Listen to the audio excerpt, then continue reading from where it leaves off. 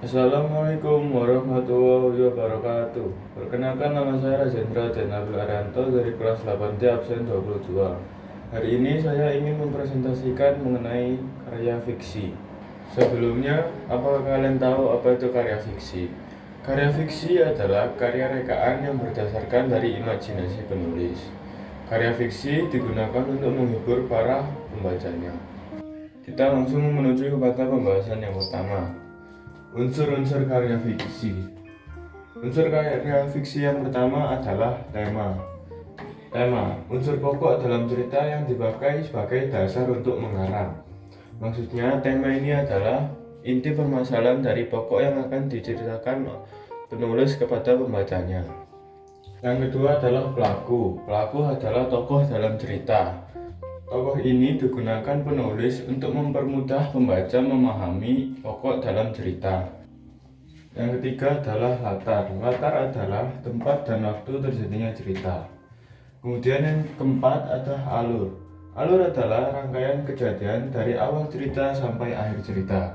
Di dalam alur ini dibagi menjadi 3 macam alur yang berbeda-beda. Di sini saya akan jelaskan satu-satu. Alur maju. Alur maju adalah alur yang diawali dengan masa kini dan diakhiri pada penyelesaian akhir cerita. Yang kedua ada alur mundur. Alur mundur adalah alur kejadian pada masa lampau dan diakhiri kembali dengan masa yang kini. Yang ketiga ada alur campuran.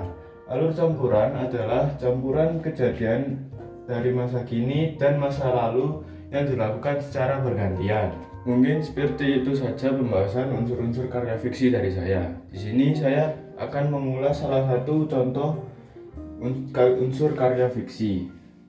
Di sini saya memakai contoh Larki dan alergi telur.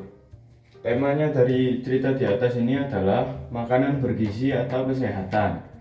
Tokoh di dalam cerita Larki dan alergi telur adalah Larki itu sendiri, ibu, ayah, dan dokter yang memeriksa Parki. Yang ketiga adalah latar.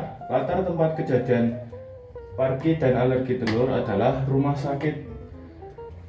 Latar waktunya adalah pagi dan sore hari. Alur yang digunakan dalam cerita Parki dan alergi telur adalah alur maju, diawali masa kini dan diakhiri penyelesaian. Yang terakhir adalah amanat dari cerita di atas. Cerita Parki dan alergi telur memiliki amanat, yaitu sesuatu yang berlebihan itu tidak baik. Mungkin itu saja, sekian dari saya. Wassalamualaikum warahmatullahi wabarakatuh.